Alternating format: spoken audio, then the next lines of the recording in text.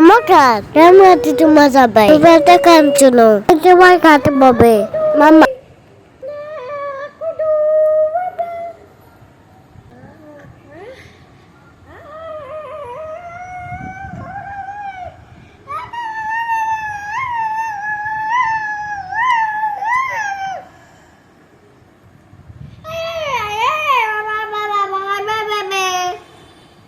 আজকে কিন্তু ব্লগটা আমার ছেলেই শুরু করেছে, কারণ আজকে যখন আমি ভয়েস করছি তখন কিন্তু আমার কোলের মধ্যে শুয়ে আছে, কারণ অলরেডি ওর জ্বর চলে এসেছে। আগের দিন সন্ধ্যাবেলায় কিন্তু ওই যে দেখছিলে চুপচাপ শুয়ে শুয়ে গান করছিল, কেন বলো তো? কারণ ওর শরীরটা তখন অলরেডি খারাপ করছে। যেদিন ওর বাবা বেরিয়ে গেল সেদিন বিকেল থেকে ওর কিন্তু একটা জ্বর চলে এসেছে। তো সেই জন্য কিন্তু সেদিন কোনো রকম খেলা করে না। আমি কিন্তু বুঝতেই পারছিলাম ওর কিন্তু জ্বর আসবো, একদম চুপচাপ হয়ে গেছে। আর সকালবেলায় ঘুম থেকে উঠে আমি কিছুই বুঝতে পারছি না, মানে রাত্রিবেলায় আমার ঠিকঠাক ঘুম হয়নি। একে তো হাজব্যান্ড চলে গেছে, সেদিনেই বেরিয়েছে, তারপর সেই দিনই আবার ছেলের জ্বর এসেছে। আমি বুঝে উঠতে পারছিলাম না আমি কি করব। বাইরে এত পরিমাণ বৃষ্টি আর এত পরিমাণ বিদ্যুৎ চমকাচ্ছিল যে ছেলেকে যে আমি ডাক্তারের কাছে নিয়ে যাব সেই উপায়ও ছিল না। তো এদিকে কিন্তু প্রায় 10টা বেজে গেছে, তো ছেলের প্রচণ্ড পরিমাণে জ্বর চলে এসেছে। তখন আমি আর দেখলাম যে বৃষ্টি কখন থামবে সেই আশায় বসে না থেকে আমি একটু এমআই রুমে নিয়ে যাই। হাজব্যান্ড বললো একটু এমআই রুমে নিয়ে যাও, কারণ এখানে তো নতুন কোনো ডাক্তার কোথায় কি বসে আমি তো কিছুই জানি না। আর আমরা যেহেতু ছোটো থেকেই কিট্টুকে এমআই রুমে মানে আর্মি হসপিটালের ওষুধটা খাওয়াই, তো সেখানে আমাদের একটা খুব ভরসা আছে, কারণ ছেলেকে যখনই আমরা ওই ওষুধ খাওয়াই তখনই কিন্তু ভালো হয়ে যায়। আর এটা একদম কিন্তু ফাঁকা এরিয়াটা ছিল, মানে কিট্টুর যেখানে স্কুল তার পাশেই কিন্তু এমআই রুমটা। তো আমরা যেহেতু এখানে এসেছিলাম তো কেমন খালি খালি লাগছিল, ভালো লাগছিল না। বৃষ্টির দিন তো একদম ফাঁকা ছিল, ভয় ভয় লাগছিল। তবে আর্মি এরিয়াতে কোনো ভয় নেই, ওখানে সবসময় সেফটি। এবার শুধু যে ওকে ডাক্তার দেখাতে গেছি তা নয়, মানে এখন এই যে ও হাঁটতে হাঁটতে গেছিলো এমআই রুমে তখন কিন্তু ওর শরীরটা একটু ভালো হয়েছে। আবার যেই বাড়িতে এসে একটু বসবে, মানে যখন একটু শরীরটা রেস্ট পাবে তখনই কিন্তু আবার জ্বর চলে আসবে। এবার শুধু যে এমআই রুমে গেছি ডাক্তার দেখাতে তা তো না, হাতে কিন্তু হাজার কাজ নিয়ে গেছি। ছেলের জন্য দুধ নিয়ে এসেছি, ফুল নিয়ে এসেছি, তারপর একটু ডাল নিয়ে এসেছি, ম্যাগি নিয়ে এসেছি, তার সঙ্গে কিন্তু একটু পরোটা নিয়ে এসেছি। পরোটা বলতে এখানে কিন্তু পরোটা না, এখানে ডালপুরি পাওয়া যায়, তার সঙ্গে যে তরকারিটা দেওয়া হয় সেটা কিন্তু খুব সুন্দর হয়। আর এই যে মুগের ডালটা দেখছো এটা দিয়ে ইচ্ছে আছে আজকে একটু, যেহেতু মঙ্গলবার আজকে, তো একটু নিরামিষ খিচুড়ি বানাবো। সারাদিন বৃষ্টি হচ্ছে, আবার কি রান্না করবো বুঝে উঠতে পারছিলাম না। যদি ননভেজ খাওয়া হতো তাহলে কি হতো বলো তো, একটু মাছ মাংস নিয়ে আসলেই রান্নাটা হয়ে যেত। এবার নিরামিষ দিন কী করব, বৃষ্টি হচ্ছে একেতেই, সেরকম কোনো সবজি নেই, পটল মটলগুলো আছে। তো ভাবলাম যে থাক, আজকে আর সেরকম কিছু রান্না করছি না, নিরামিষ খিচুড়ি করব, একটু ঘি দিয়ে বাদাম ভাজা দিয়ে, খুব ভালো লাগে খেতে, মানে পুজোর যে খিচুড়িটা হয় সেভাবেই করব। তো এইদিকে দুধটা কিন্তু ফ্রিজের মধ্যে রেখে দিলাম। আমি কিন্তু সকালবেলায় উঠে ফ্রিজটা বন্ধ করে দিয়েছিলাম। যখন থেকে ঘুম থেকে উঠেছে এত পরিমাণ বিদ্যুৎ চমকাচ্ছিল যে টিভি ফ্রিজ সব কিছুই খুলে রেখেছিলাম। তো আমি কিন্তু যাওয়ার সময় আমাকে কিন্তু অন করে যেতে হতো, কারণ এদিকে কিন্তু প্রায় 3-4 ঘন্টা ফ্রিজটা বন্ধ ছিল। তো আমার এসে হঠাৎ করে মনে হলো, মানে পনিরটা রাখতে গিয়ে তখন দেখি ফ্রিজটা বন্ধ আছে। তো সরি, পনিরটা না, দুধটা রাখতে গিয়ে দেখি ফ্রিজটা বন্ধ আছে। তো আগের দিনে কিন্তু কিছুটা পনির আমার ফ্রিজে রাখা ছিল, সেটা কিন্তু হয়তো নষ্ট হয়ে যাবে, সেটাই আমি ভয় করছিলাম। আর এদিকে কিন্তু এসে ড্রেসটা চেঞ্জ করে নিয়েছি, ছেলেকেও হাত মুখ ধুয়ে দিয়েছি। আর ও কিন্তু আসার সময় একটা স্টার টাইপের কিছু একটা নিয়েছিল, ওটা কিন্তু অনেকটা কেকের মতো। তো আমি ভেবেছিলাম ওটা হয়তো ও খাবে, তো ওটা খেতে গিয়ে কিন্তু খেতে পারেনি, একদম একবার দুবার খেয়ে রেখে দিয়েছে। তো ভাবলাম যে একটু এই লুচি খাইয়ে দিই। কেন বলো তো, আসলে লুচিটা যে আজকেই আনতাম এরকম কোনো ব্যাপার ছিল না। এবার কি হয়েছে, সকালে যেহেতু প্রচণ্ড মেঘ চমকাচ্ছিল, তারপর সারা রাত আমার ঘুম হয়নি, যেহেতু ছেলের জ্বর ছিল। আর আমার কাছে কিন্তু ঘরে কোনো রকম প্যারাসিটামল ছিল না। আর কোনো সময়ই আমি হট করে, যতই জ্বর আসুক বা যাই আসুক, ডাক্তার না দেখিয়ে হট করে ওষুধটা আমি খাওয়াই না। যতই আমার কাছে থার্মোমিটার থাকুক না কেন, আমি জ্বরটা মাপি না কেন, নিজে থেকে আমি সাহস পাই না। তো সারা রাত কিন্তু আমার ঘুম হয়নি। আর ছেলের জ্বর আসলেও কী করে বলো তো, মাঝ রাত্রিবেলায় 3-4 বার ওঠে, জল খায়, তারপরে ঘুমের মধ্যে এটা সেটা কথা বলে। তো সেই জন্য ভয়ে কিন্তু আমার ঘুম হয় না। একেতেই হাজব্যান্ড বাইরে আছে, মানে ও তো ট্রেনের মধ্যে ছিল, সেই টেনশনটা একটা ছিল। আজকাল রাস্তাঘাটে কিন্তু খুব ভয় লাগে, কেউ বাড়ি থেকে বেরোলে মনে হয় কখন পৌঁছবে কখন পৌঁছবে। তার উপর ছেলেটার জ্বর এসেছিল, মানে রাত্রিবেলাটা এমন বাজে কেটেছে আমার কি বলবো। আর ভয়ও লাগছিল যে ওষুধ নেই কাছে, রাত্রিবেলায় কাউকে চিনি না, কি করব না করব করব কিছু বুঝে উঠতে পারছিলাম না। তো যাই হোক, জ্বরটাই শুধু ছিল, তার থেকে বাড়াবাড়ি কিছু হয়েছিল না। তো সকালবেলায় গিয়ে ওষুধটা আনার পর থেকে কিন্তু মনটা অনেকটা শান্তি পেয়েছে। আর এখন এই যে ওকে সেট্রাজিন খাইয়ে দিলাম। ছোটোবেলা থেকেই ও দুটো ওষুধ খেয়ে এসেছে, মানে যখন আমি ওয়েস্ট বেঙ্গলে ছিলাম তখন তো কোটি কোটি ওষুধ খেয়েছে বলার বাইরে, কিন্তু যখন থেকে আমি ব্যাঙ্গালোরে থাকতে শুরু করলাম কিট্টুর ওই 1.5 বছর বয়স থেকে, তখন থেকে ওর 3.5 বছর বয়স অবধি, মানে এই 3-4 মাস আগে যখন আমি ব্যাঙ্গালোর থেকে ফিরে আসলাম, ওই 2 বছর কিন্তু ও টানা ওই সেট্রাজিন আর প্যারাসিটামল, এর বাইরে কোনো রকম ওষুধ খায়নি। যখন ওর সর্দি লাগা হতো, নজে আসতো, তখন ওকে আমরা এমআই রুমে নিয়ে যেতাম, তখন কিন্তু ওকে সেট্রাজিন দেওয়া হতো। আর যখন জ্বর আসতো তখন কিন্তু শুধু প্যারাসিটামল দেওয়া হতো, এক্সট্রা কোনো ওষুধ দেওয়া হতো না। আর এমআই রুম বলতে বুঝিয়ে দিই, এমআই রুম হচ্ছে আর্মি হসপিটাল না, আর্মিদের মানে যেখানে কোয়ার্টার থাকে সেখানে একটা মানে ছোট্ট করে এমআই রুম করা থাকে। ধরো ছোটোখাটো কোনো ডাক্তার, এই যে জ্বর আসলো বা এই যে সর্দি লাগলো, এইসব ছোটোখাটো ডাক্তারগুলো ওখানে বসে, ওখানে কিন্তু দেখে। তারপর যদি তোমার কিছু বাড়াবাড়ি হয় ওখান থেকে কিন্তু আর্মি হসপিটালে রেফার করে। তো এখন ছেলের জ্বরটা মেপে দেখছি 102 জ্বর আছে। যেহেতু গাটা একটু গরম গরম লাগছিল তাই কিন্তু ওষুধটা খাইয়ে দিলাম। আর ওষুধ খেতে কিন্তু বাচ্চাদের অনেক কষ্ট, যদিও খাবো না এই কথাটা বলে না, কারণ ও বুঝে গেছে। আগেরবারও জ্বর এসে কিন্তু প্রায় 10-12 দিনও ভুগেছে। এবার জ্বর আসাতে কিন্তু ওষুধ খাবো না বা খাবার খাবো না এই জিনিসটা করছে না, মানে খেতে কিন্তু ও চাইছে কিন্তু খেতে পারছে না। কালার করো। এটা না, এখানে দেখি কালারটা বের তাই এই দেখো কি বের করো, এখানে দেখি বের করতে হয় না। হয় না? না, আমি ঠিক করে দেবো। এই টাকাটা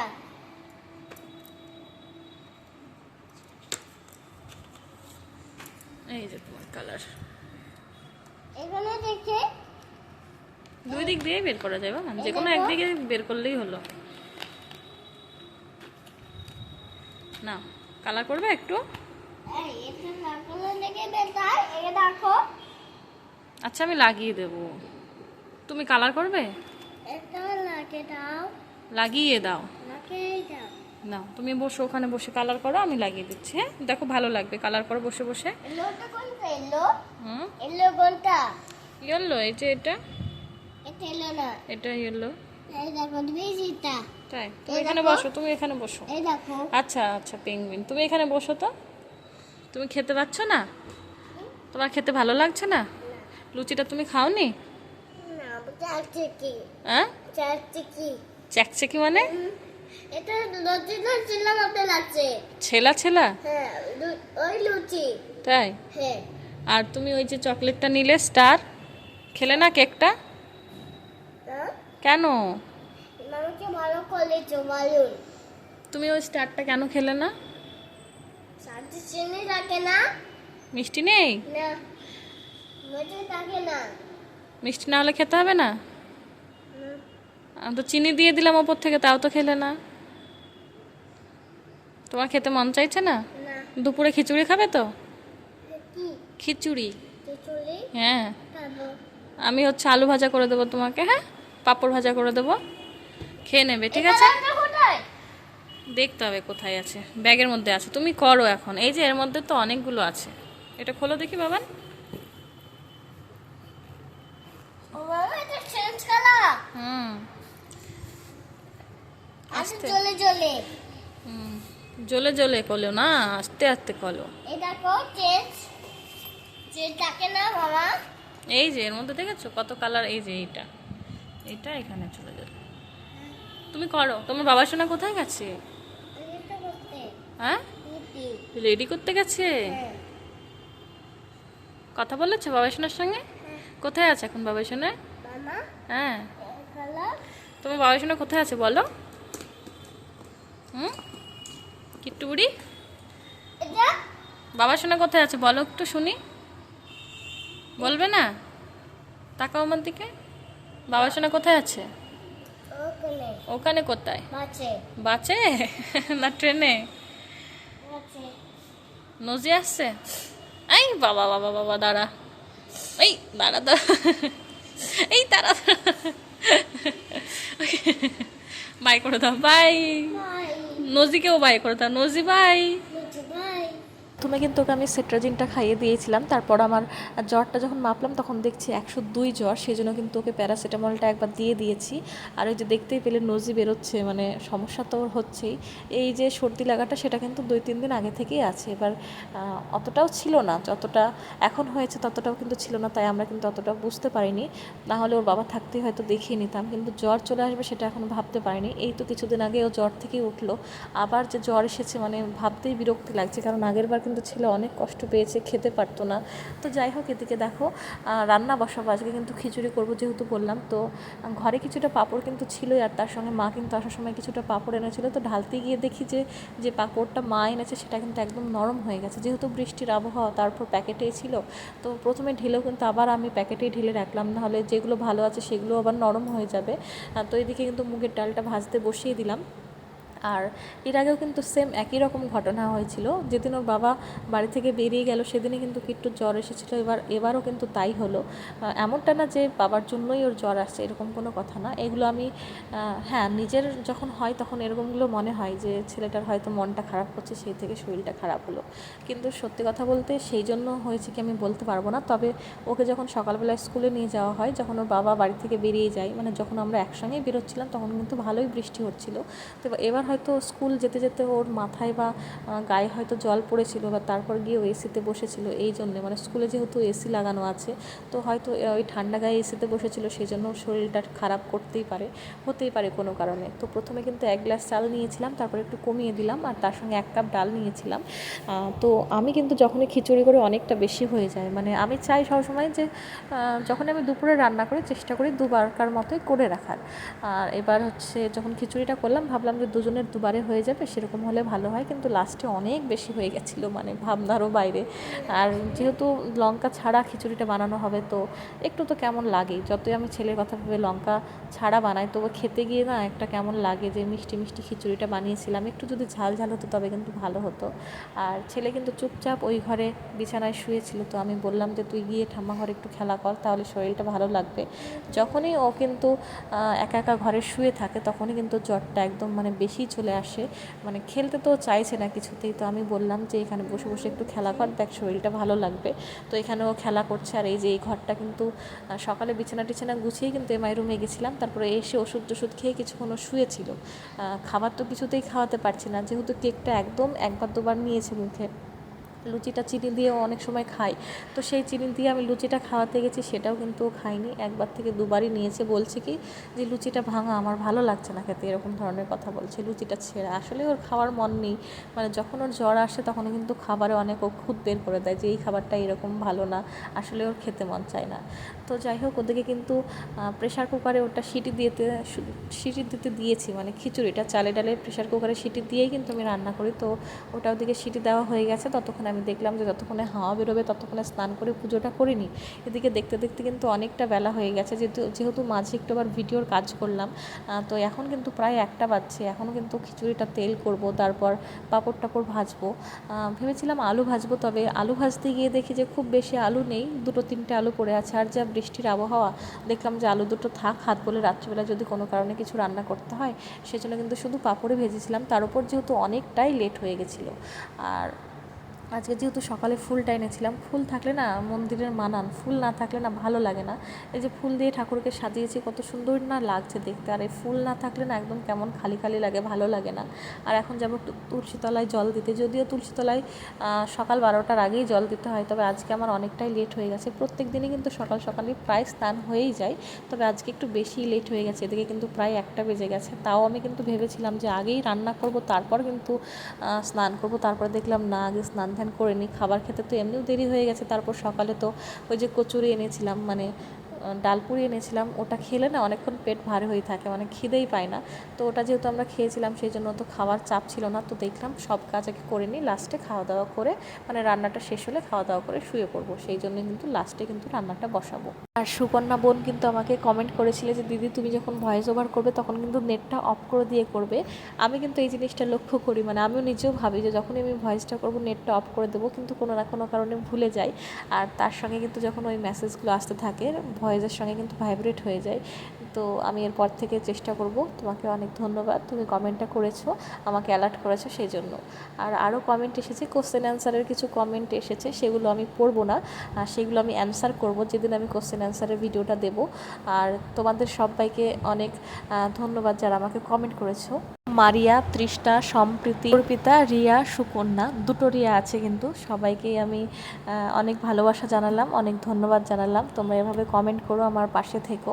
আর কোশ্চেন অ্যান্সারের ভিডিওগুলো আমি কিন্তু সত্যিই একদিন সেই রকম ভিডিও বানাবো যেদিন আমি তোমাদের শুধু অ্যান্সার করব। তোমরা কিন্তু মনে কোনো প্রশ্ন থাকলে অবশ্যই লিখতে পারো কমেন্টে, আমি অ্যান্সার করার চেষ্টা করব। আর একটা কমেন্ট এসেছিল, আগের ভিডিওতে উষা কমেন্ট করেছিলে, দিদি তুমি যেখানে আছো সেখানে কত বছর থাকবে?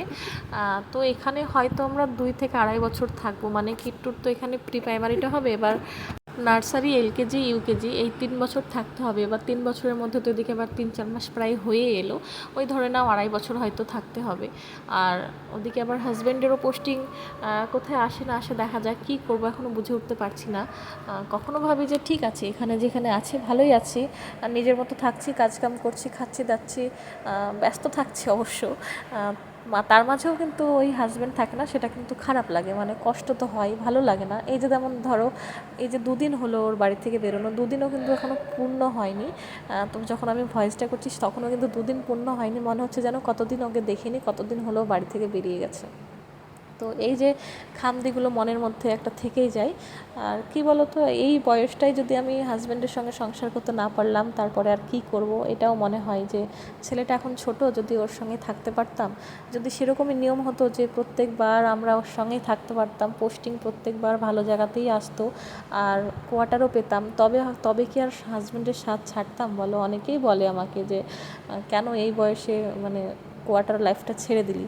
এবার আমি তো বাধ্য ছাড়তে। আমার কাছে যদি ভালো অপশান থাকতো যে আমি প্রত্যেকবার হাজব্যান্ডের সঙ্গে যেতে পারবো, তাহলে কি আমি কোনো দিন ছাড়তাম? আমার যতই কষ্ট হোক না কেন, আমার যতই আমি রাত্রে ঘুমানোরও সময় যদি না পেতাম, সারাদিন যদি আমি এভাবেই কাজ করতাম, স্ট্রাগল করতাম, তবুও আমি চাইতাম যে আমি হাজব্যান্ডের সঙ্গেই থাকি। কিন্তু এই হাজব্যান্ডের সঙ্গে থাকার চক্করে তো আমি আমার ছেলের ভবিষ্যৎটা নষ্ট করতে পারি না। 2 বছর একসঙ্গে থাকবো, আবার 2 বছর বাড়িতে থাকবো, এভাবে আমি স্কুল কোথায় পাবো? এবার ধরে, মানে সত্যি কথা বলছি, ধরে নাও যখন আমি 2 বছরের জন্য হাজব্যান্ডের কাছে গেলাম, সেখানে তো কোনো বাংলা মিডিয়াম থাকবে না, হয় হিন্দি না হলে ইংলিশ মিডিয়াম থাকবে। এবার যখন আমি 2 বছরের জন্য হয়তো ভালো পোস্টিং আসলো না, আবার আমি ফিরে আসবো বাড়িতে, তখন আমি কোথায় ভর্তি করব? ওয়েস্ট বেঙ্গলে তো হিন্দি ইংলিশ মিডিয়াম খুব কম, আমাদের বাড়ির আশেপাশে কম। তাহলে তো আমাকে ওই 2 বছরের জন্য আবার এখন যেমন ভাড়া করে আছে সেরকম আবার 2 বছরের জন্য ভাড়া করে থাকতে হবে। এই জন্য আমি থাকতে চাইছিলাম না। দেখা যাক কি হয়, কি করব না করব, তোমাদের তো অবশ্যই শেয়ার করবো তোমাদের সাথে। কি আমি অ্যাপলটা ফোনে দেখে না, ওটা অ্যাপল হয়ে গেছে? হ্যাঁ ফোনে দেখে না অ্যাপলটা। ফোনে দেখোনি? ফোনে দেখেছি, অনেকে ভালো লেগেছে। তাই? হ্যাঁ। ভালো লাগছে? হ্যাঁ। তোমার এখন জ্বর আছে নাকি? না, এখন গরম। গলম? হ্যাঁ। তাই? দেখি আর একবার দেখি, একটু ঠান্ডা আছে, একটু গরম আছে, ভালো হয়ে যাবে। হ্যাঁ, একটু তো আস্তে আস্তে বড় হচ্ছে, এখন কিন্তু জ্বর টর আশাগুলোও বুঝতে পারছে। মানে ওর গাটা যেহেতু গরম হয়ে থাকছে, ও কিন্তু বারবার গায়ে হাত দিয়ে দেখছে, আর আমি রান্না করছি আমাকে বারবার দেখাতে আসছে, মাম্মা দেখো আমার গাটা এখনও গরম আছে, বা কখনো এসে বলছে মাম্মা দেখো আমার গাটা একটু ঠান্ডা হয়েছে। তো যাই হোক, ওর গাটা কিন্তু এখনও হালকা গরমই আছে। আর যেহেতু আজকে ঠান্ডা দিন, তার উপর হালকা জ্বরও আছে, তো ভাবলাম যে আজকে আর স্নান করাবো না। ওই যে জল গরমটা দেখলে, ওই জল গরমটা একটু ঠান্ডা জল মিশিয়ে, জলটা একটু কুসুম গরম থাকবে, সেই সময় গামছাটা ভিজিয়ে ওর গাটা কিন্তু মুছে দেবো। কারণ জ্বর আসলে অনেকেই বলে স্নান করিও না, হ্যান ত্যান, কিন্তু যখনই ওর জ্বর আসে আমি কিন্তু প্রত্যেকবার স্নান করাই। তবে এবার যেহেতু বৃষ্টির আবহাওয়াটা ভালো না, তাই স্নান করালাম না। গোটা হাত পা কিন্তু আমি ভেজা গামছা দিয়ে মুছে নিয়েছি। আর তার সঙ্গে এখন একটু পাউডার, একটু ক্রিমগুলো লাগিয়ে দেবো, কারণ ওই জ্বর আসলে বাচ্চাদের ওই একই জামা কাপড় পরিয়ে রাখা বা হাত মুখ না ধোয়ানো, এগুলো আমার পছন্দ হয় না। আমার মনে হয় যত জ্বর আসলে ফ্রেশ থাকবে ততই ভালো। যেহেতু আগে আমি যখন ব্যাঙ্গালোরে থাকতাম, তখন কিন্তু যখন ওর জ্বর আসছিলো একবার, কিন্তু ওর বাবা ছিল না, তখন ওর জ্বর এসেছিলো, তখন কিন্তু ওর বাবা 1 মাসের জন্য বাইরে গেছিলো, আমি ওখানে ছিলাম একা ব্যাঙ্গালোরে। তো তখন কিন্তু ওর জ্বর এসেছিলো, আর তখন আমি ওকে এমআই রুমে নিয়ে গেছিলাম। প্রচণ্ড জ্বর, মানে গা আগুনে পুড়ে যাচ্ছে। তখন কিন্তু ওরা কি করেছিল, ওখানে যারা নার্স ছিল আর স্যাররা ছিল, ওরা হচ্ছে বারবার কি বলবো, ওটা সুতোর টাওয়ালের মতো, মানে সুতির যে টাওয়ালগুলো হয় পাতলা একদম, সেই টাওয়ালের ঠান্ডা জল নিয়ে এসে টাওয়ালগুলো বারবার চিপে ওর গাটা মুছে দিচ্ছিল, গোটা গাটা, শুধু বুকটা বাদ ছিল, আর কোনো একটা জায়গা বলছিল যে এই জায়গাটা দিলাম, বুকে আর পেটে নাকি যাই হোক জানি না, অত মনে পড়ছে না, তবে বুকে মানে ওই ভেজা টাওয়ালটা দিতে বারণ করছিল। তাছাড়া গোটা গলাটা আর বুকটা কিন্তু দিতে বারণ করছিল। তাছাড়া গোটা গায়ে কিন্তু ওকে ঠান্ডা কাপড় দিয়ে মুছিয়ে দিতে বলছিল, সেটাই কিন্তু করছিলাম। তো তাতে কিন্তু অনেকটা আরাম পেয়েছিল। আবার যখন রাত্রিবেলা বাড়ি ফিরেছিলাম তখনও কিন্তু তাই করেছিলাম। তো ডাক্তার দেখালে কিন্তু সেগুলো বুকে সাহস থাকে, কিন্তু একা একা বাড়িতে সেই সাহসটা পাই না। আর এখন কিন্তু বাজে প্রায় 3:30, ছেলে কিন্তু খিচুড়িটাও ঠিকঠাক করে খেতে পারেনি, অর্ধেকটা খেয়েছে। তবুও ওই যে অর্ধেকটা খেয়েছে ওতেই কিন্তু আমার শান্তি। আর এখনও কিন্তু ওকে ঘুম পাড়াবো, এখন দেখছি আবার 102 জ্বর। মানে ও যখনই এই যে শুতে আসছে তখনই কিন্তু ওর জ্বর আসছে, যখন খেলাধুলো করছে তখন কিন্তু কম থাকছে। তো দেখলাম আবার একটু ওষুধ খাইয়ে দিই, না হলে এত জ্বর নিয়ে শোবে, ঘুমের মধ্যে তো আরোই জ্বর আসবে। আর ঘুমিয়ে গেলে তো আর ওষুধ খাওয়াতে পারবো না। ঘুমের মধ্যে ওষুধ খাওয়ানো জিনিসটা আমার কিন্তু একদম পছন্দ হয় না। কখনও যদি মনে হয় যে মাঝরাত্রিবেলা খুব জ্বর এসেছে, আগে আমি ওকে তুলে 5 মিনিট বসাই, এটা সেটা কথা বলি, তারপরে কিন্তু ওষুধ খাওয়াই। যে দেখো কি কান্নাকাটি করছে, কিন্তু কিছু তো করার নেই, ওষুধ তোকে খাওয়াতেই হবে, না হলে তো সুস্থ হবে না। আর ও কিন্তু বুঝতে পারছে যে আমাকে ওষুধ খেতেই হবে, জানছে ওর কিন্তু খেতে ভালো লাগছে না, তাও কিন্তু মুখে নিতে চাইছে, যে খাবো না সেই কথাটাও বলছে না। তো এখানে কিন্তু জল খাইয়ে দিলাম। আগে কিন্তু এরকম ওষুধ খাওয়ালে, সিরাপ ওষুধ খাওয়ালে জল খাওয়াতাম না, ভাবতাম হয়তো এটা তো সিরাপ ওষুধ, তার সঙ্গে জল খাওয়াটা হয়তো ঠিক না। তো আমি একবার কিন্তু ডাক্তারকে জিজ্ঞাসা করেছিলাম, তো বলেছিল কোনো অসুবিধে নেই। এবার তেতো ওষুধ মুখে গেলে তো একটা বাচ্চা সেই তেতো মুখেই থাকতে পারবে না, জল তো খাওয়াতেই হবে। তো আমি বললাম একটু শুয়ে পড়, তুই রেস্ট কর, আমি মাথাটায় হাত বুলিয়ে দিচ্ছি। তো এখানে ও শুয়ে আছে, আর ও কিন্তু হালকা ঠান্ডাও লাগছে। ফ্যান কিন্তু এখন বন্ধ করাই আছে, তাও কিন্তু ওর ঠান্ডা লাগছে। যদি ওই গায়ে চাপা দেওয়াটা উচিত না, তো পাতলা একটা কিন্তু বিছানার চাদর আমি ওর গায়ে ঢাকা দিয়ে দিয়েছি। আর এখন সন্ধ্যাবেলা আমি ঘুম থেকে উঠে পড়েছি, কিন্তু ও ঘুম থেকে উঠছে না। যেহেতু 3-4 বার ওই যে ওষুধ খাওয়ানো হচ্ছে, ওষুধের ডোজটা তো লাগছে ওর শরীরে, তার জন্য কিন্তু ঘুমটা বেশি হচ্ছে। তার উপর ঠিকঠাক খাওয়া দাওয়াও করছি না। তো ভাবলাম যে দুধটা গরম করে রাখে, ও উঠলে গরম গরম খাইয়ে দেবো। আর ওদিকে পিডিয়াশিওরটাও আনা হয়েছে অনেক দিন হলো, কিন্তু ওকে খাওয়ানো হয় না। তো ভাবলাম যে মানে ওই ঢোপটা যখন আনাই হয়েছে, তো এবার শেষ করে দিই। এরপর থেকে আর হরলিক্স বা পিডিয়াশিওর কিছুই খাওয়াবো না, দরকার হলে বাদাম টাদামগুলো নিজেই বাড়িতে গুঁড়ো করে খাওয়াবো দুধের সাথে, তাও ভালো। তো যাই হোক, এখানে ওকে আমি তোলার চেষ্টা করছিলাম, বাইরে কিন্তু একদম সন্ধ্যা হয়ে গেছে, কিন্তু ও কিছুতেই উঠছিল না। তো আমি দেখলাম যে শুয়ে আছে, থাক, যেহেতু ওর শরীরটা অনেকটাই দুর্বল, জ্বর আসলে বুঝতেই পারছো, আর চোখ মুখটাও কেমন যেন বসে গেছে। তো বাইরে এখন সন্ধ্যা হয়ে গেছে, আমি এখন সন্ধ্যা দেবো, তারপর কিন্তু ওকে দুধ খাওয়াবো। তো চলো, ভিডিওটাকে এখানেই শেষ করছি। সবাই খুব ভালো থেকো, কমেন্ট করো, টাটা।